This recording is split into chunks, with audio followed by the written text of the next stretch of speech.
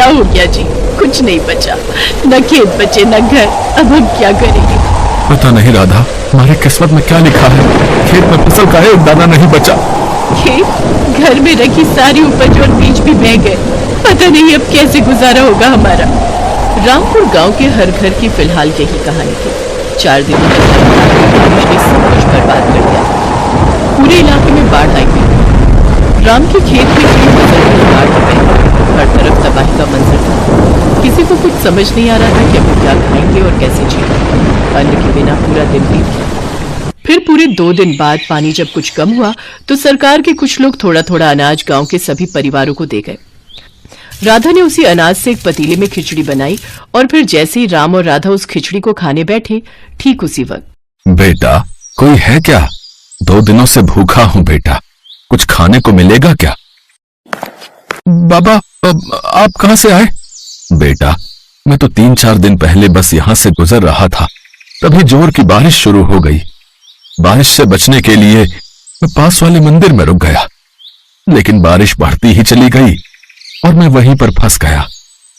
अब पानी कम हुआ तो बाहर निकल पाया। अब वो मैं बोल रहा था कि कुछ खाने को है क्या बेटा? एक तो वैसे ही अनाज कम है, इतनी सी खिचड़ी बनी है बस, इसमें से अब बाबा को कैसे खिलाएं? कोई बात नहीं, भगवान सब व्यवस्था करेगा। बाबा, आप अंदर आइए। बेटा, अगर कोई बात है तो जाने दो, मैं कहीं और जाकर। ना बाबा, कोई बात नहीं, ये मेरी पत्नी राधा है, इसने खिचड़ी बनाई है, तो बस ये कह रही है कि आपको खिलाने के लिए हमारे पास अच्छा भोजन भी नहीं है। अरे कोई बात नहीं बच्चों, भूखे के लिए तो खिचड़ी भी पालक पनीर के समान है। ऐसी बात है तो आपका स्वागत है। आइए बाबा, जो हम खाएंगे वही आप भी खा लीजिए। राधा और राम के पास इतनी भी खिचड़ी नहीं थी कि वो दोनों भी पेट भरकर खा पाए। ऊपर से साधु बाबा के आने से तीनों मुश्किल से खिचड़ी के 3-4 निवाले ही खा पाए। खाना खाने के बाद राधा बर्तन धोने के लिए अंदर चली गई और राम साधु के हाथ धुलवाने के लिए पानी लेने अंदर आ गया। फिर जब राम पानी लेकर वापस आया तो साधु बाबा उसे कहीं नहीं दिखे। अरे, लगता है बाबा चले गए। लेकिन वो क्या है?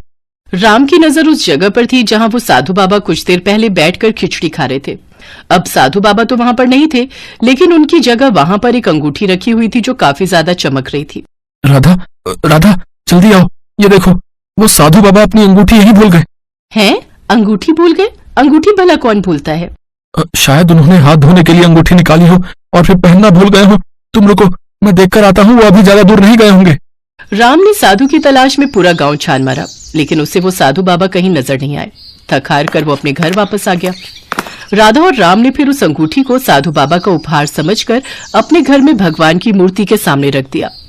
उधर बाढ़ का पानी भी अब पूरी तरह से उतर गया था, लेकिन पूरे गांव के सामने अब चुनौती ये थी कि खेतों में क्या और कैसे उगाया जाए, क्योंकि पूरे गांव में किसी के पास भी न बीज बचे थे और न ही उन्हें खरीदने के लिए पैसे। गांव में भूखमरी की नौबत आ चुकी थी। फिर एक दिन क्या हुआ? थक गए क्या? हाँ, पूरा दिन भटकता रहा, लेकिन पूरे गांव में किसी के पास एक भी बीज नहीं बचा है। सब कुछ बाढ़ में बह गया और तुम्हारे खाने के लिए भी कुछ इंतजाम नहीं हो पाया है। मुझे भूख नहीं लगी है, अब आप मेरी फिक्र मत करो। 2 दिन से कुछ नहीं खाया है तुमने और कहती हो कि भूख नहीं लगी है। हे भगवान, ये कैसे दिन देखने पड़ रहे हैं मुझे। मैं अपने पति को खिचड़ी तक बनाकर नहीं खिला सकती। खिचड़ी की बात सुनते ही राम का दिमाग ठनका और उसने तपाक से पूछा, क्या कहा तुमने राधा?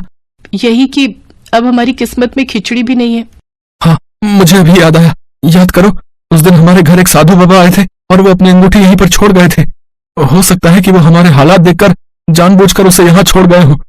जल्दी करो, वो अंगूठी लेकर आओ, हम उसे बेचकर कुछ और दिन खाना खा सकते हैं। पर वो तो बाबा की अमानत है ना? जो भी हो राधा, अपने जीते जी मैं तुम्हें भूखा नहीं देख सकता। राम के कहने पर राधा उस अंगूठी को ले आई। राम ने उस अंगूठी को ध्यान से देखा और फिर उसका चेहरा उतर गया। क्या हुआ जी? अरे राधा, ये तो पीतल की अंगूठी है, इसका क्या मोल मिलेगा? कुछ भी नहीं। राम उस अंगूठी को जमीन पर गुस्से से फेंकने ही वाला था कि तभी उसे कुछ नजर आया और फिर वो अंगूठी को ध्यान से देखने लगा। राधा, देखो जरा, इस अंगूठी का नग कुछ अजीब नहीं लग रहा? हाँ जी, ये तो एक बीज जैसा लग रहा है। राधा सही थी, असल में वो एक टमाटर का बीज था जिसे राम ने बड़े ध्यान से अंगूठी से अलग किया। पर कोई अपनी अंगूठी में नग की जगह टमाटर का बीज क्यों लगाकर घूमेगा? यही तो सवाल है राधा, जरा सोचो, जब हमारे घर में कुछ खाने को नहीं था तभी एक साधु हमारे पास आते हैं और ये बीज यहाँ छोड़कर चले जाते हैं। कुछ तो बात है राधा। दोनों ने उस बीज को नमन किया और फिर पूरी श्रद्धा के साथ उसे अपने घर के एक गमले में गाड़ दिया। राधा और राम को लगा कि कुछ दिन बाद उस बीज में से टमाटर का पौधा निकल आएगा, जिनसे वो कुछ वक्त बाद कुछ और बीज बना पाएंगे, और इसी सोच के साथ वो दोनों वहां से चले गए। उन्हें इस बात का बिल्कुल अंदाजा नहीं था कि उनके साथ क्या चमत्कार होने वाला था। अगले दिन जब राम और राधा सोकर उठे तो ये देखकर चौंक गए कि जिस गमले में बस एक दिन पहले ही उन्होंने टमाटर का बीज बोया था, वहां अब एक मजबूत पौधा खड़ा था। सिर्फ इतना ही नहीं, इस पर कई सारे लाल लाल टमाटर भी उगाए थे। हे भगवान, ये कैसे संभव है? इतनी जल्दी भूल गए? ये उन साधु बाबा का चमत्कार है जी, और मेरी बनाई खिचड़ी का फल, जो इतने सारे टमाटरों के रूप में हमारे सामने है। उस पौधे को साधु बाबा का आशीर्वाद और भगवान का चमत्कार मानकर राम और राधा ने अपने हाथ जोड़ लिए। राम ने उस पौधे से निकले टमाटरों से एक टमाटर तोड़ा और उसमें से ढेर सारे बीज निकालकर अपने खेत में बो दिए, जबकि राधा ने बाकी टमाटरों की बढ़िया चटनी बनाई। कई दिन बाद दोनों पति पत्नी ने खुशी खुशी और भरपेट खाना खाया। अब दोनों को अगले दिन का इंतजार था, और जैसे ही सुबह हुई वो दोनों भागकर अपने खेत में गए। वहां उन्होंने देखा कि पूरा का पूरा खेत टमाटरों से भरा पड़ा था। इतने सारे टमाटर देखकर दोनों खुशी से उछल पड़े। तभी वहां गांव के सरपंच आ गए। अरे भाई राम, अरे ये चमत्कार कैसे हुआ भाई? कल तक तो तुम्हारा खेत भी हम सबके खेतों की तरह ही वीरान पड़ा था, फिर ये टमाटर की फसल एक ही दिन में कैसे उग गए भाई? ये जादुई टमाटर है सरपंच जी। अब आप बिल्कुल चिंता मत करिए, अब हमारे गांव में कोई भी भूखा नहीं रहेगा। सचमुच? पर पहले बताओ तो सही, ये चमत्कार आखिर हुआ कैसे? राम ने गांव के सरपंच को कुछ नहीं बताया, बस मुस्कुराकर अपने खेत की तरफ बढ़ गए। उसने अपने खेत के लाल लाल जादुई टमाटर पूरे गांव में बांटे और सभी ने उन टमाटरों के बीजों को अपने अपने खेतों में बोया। कुछ ही दिनों में गांव का हर खेत लाल जादुई टमाटरों से अटा पड़ा था।